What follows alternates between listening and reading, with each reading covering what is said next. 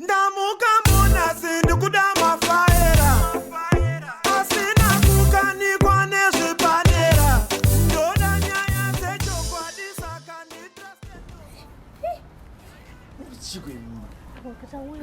ndauya nemakadzi awari apa apa wati uye navanhu 3 mumwacho ashaya mari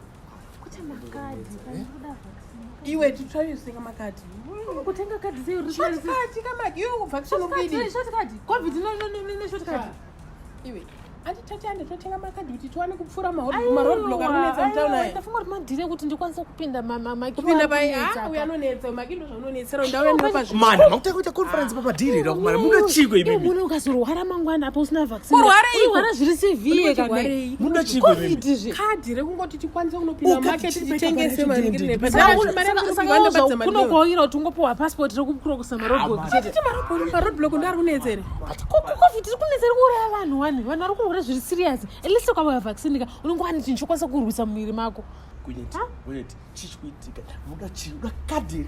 ndikakuti tifambe muzvakanaka vakabhuka izvi vanhu kusvika next year handiri vanhu next year uchabeiwa next year asi kadhi vanhu vari kurwara saka unoita seiko next year udamirira next year utione kadhi ushabudisa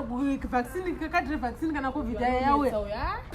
utakaita kuconference papadhiri mana inini hangu kangukwashanika ndikuda hangu kuti mundibatsire kuti ndipinde handimatipatora vanhu 72 vakwana ndototaura naka mondisa pamberi pemunhu 72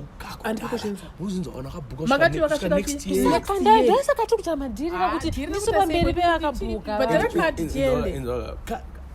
kadhi unova mahara anditi kana une vaccine unonge wazvidziirawaziita sei tokuita zvevaccine amruti makadhi aite uda chii inanguda kupinda da vaccine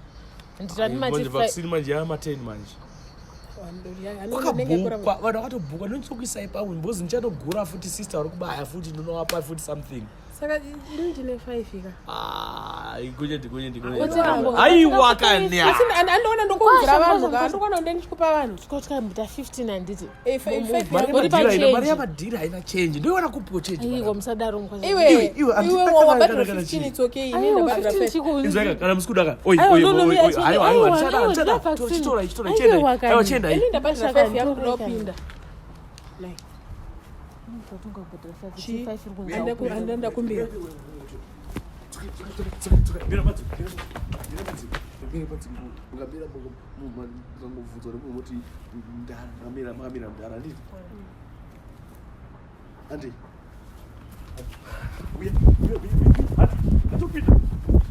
ndamuka muna sindikuda mafaera